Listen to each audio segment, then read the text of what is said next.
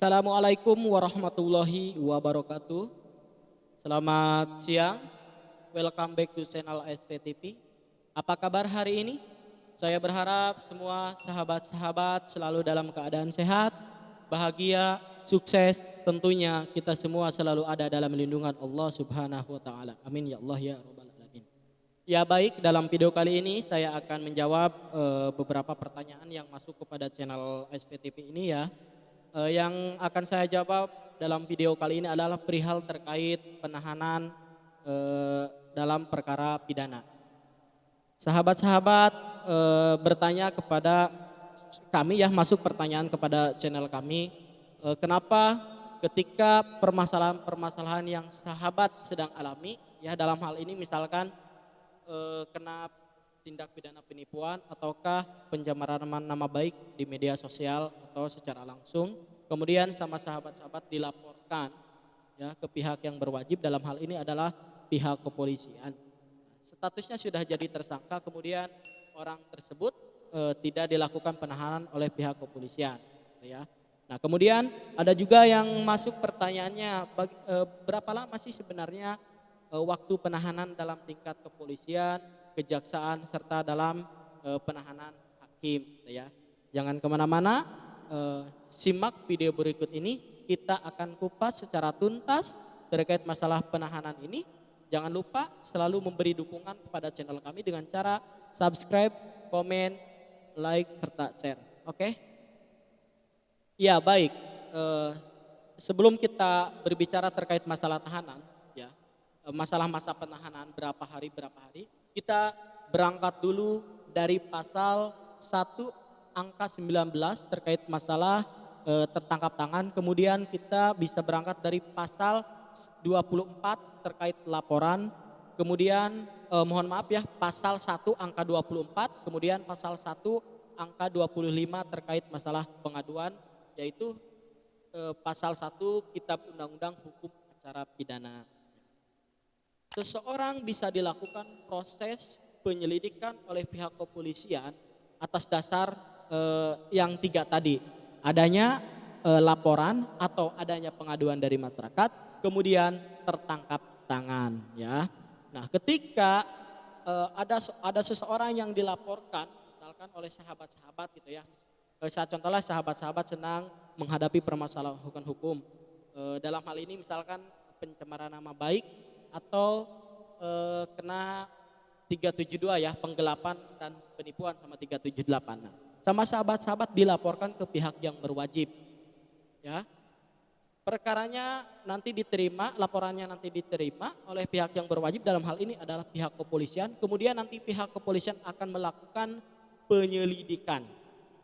Nah, penyelidikan ini adalah untuk apakah ada enggak dugaan tindak pidana yang telah dilakukan oleh orang yang sama sahabat-sahabat tadi dilaporkan.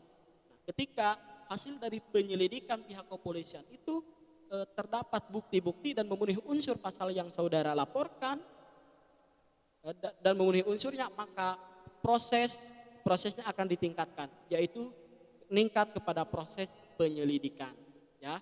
Nanti tadi sebelum ketika dalam prosesnya penyelidikan, kemudian setelah penyelidikan terdapat unsur-unsurnya ya atau terdapat bukti-bukti, maka prosesnya ditingkatkan kepada tingkat penyidikan. Tingkat penyidikan. Nah, dalam hal ini, dalam tingkat penyidikan ini kemudian artinya sudah ada dugaan tindak pidana, maka pihak kepolisian boleh untuk melakukan penahanan terhadap tersangka tersebut untuk kelancaran proses hukum yang sedang berjalan tadi ya. Nah, kemudian ada masuk kepada pertanyaan dari sahabat-sahabat, kenapa ketika sudah jadi tersangka kemudian tidak ditahan? Yang pasal yang saudara laporkan itu terkait masalah pencemaran nama baik di media sosial. Ya, jawabannya kita buka pasal 21 Kitab Undang-Undang Hukum Acara Pidana ya. Kitab Undang-Undang Acara Pidana ayat 4, penahanan tersebut hanya dapat dikarenakan terhadap tersangka atau terdakwa yang melakukan tindak pidana dan atau percobaan maupun pemberian bantuan dalam tindak pidana tersebut dalam hal A tindak pidana itu diancam dengan pidana penjara 5 tahun atau lebih. Ya, jawabannya kenapa yang perkara yang saudara laporkan terkait pencemaran nama baik itu kemudian sudah jadi tersangka tetapi tidak ditahan. Kita lihat bahwa pencemaran nama baik dalam undang-undang itu ancamannya hanya 4 tahun. Dan itu berarti walaupun tidak dilakukan penahanan oleh pihak yang berwajib ya, itu tidak masalah. Tapi apakah yang di bawah 5 tahun itu bisa untuk dilakukan penahanan? Nah, dikecualikan lagi ada perkara yang ancamannya cuma 4 tahun tetapi boleh dilakukan penahanan oleh pihak kepolisian. Dalam hal ini kita lihat huruf B-nya ya, tindak yang dikecualikan itu pasal salah satu 372, 378, kemudian pasal 480 tentang penadahan itu ancamannya 4 tahun tetapi boleh untuk dilakukan penahanan. Itu pengecualiannya. Nah, kita kembali lagi kepada pasal pencemaran nama baik Undang-Undang ITE itu. Apakah bisa juga karena itu kan tidak termasuk pengecualian dari huruf B tadi. Apakah bisa misalkan untuk dilakukan penahanan walaupun ini hanya 4 tahun ancamannya? Tetap bisa saja dilakukan penahanan oleh pihak kepolisian ya.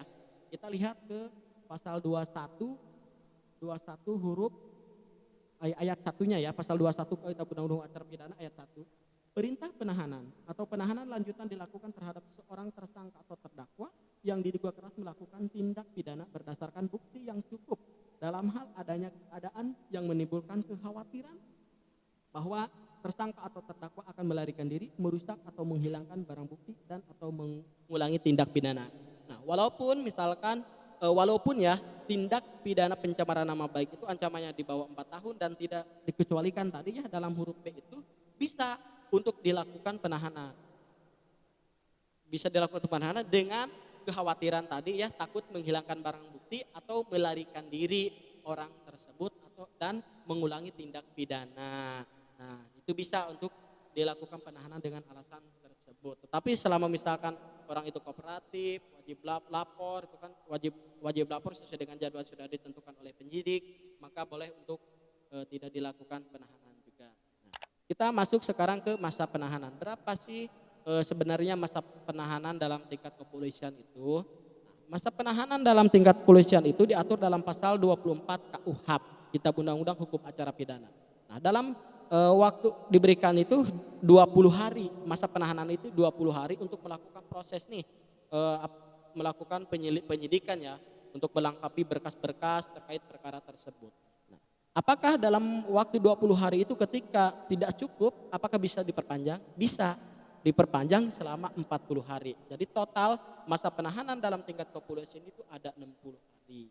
Dan dalam waktu 60 hari itu berarti berkas perkara harus sudah lengkap. Ketika misalkan tidak lengkap, ya mau tidak mau orang tersebut harus dibebaskan demi hukum. Karena tidak ada unsur tindak pidananya ya.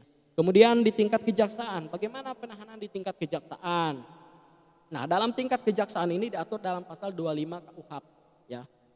Dalam penahanan pertama itu oleh kejaksaan 20 hari. Kemudian kalau bisa diperpanjang lagi ya dengan waktu 30 hari. Jadi total masa penahanan dalam tingkat kejaksaan itu ada 50 hari.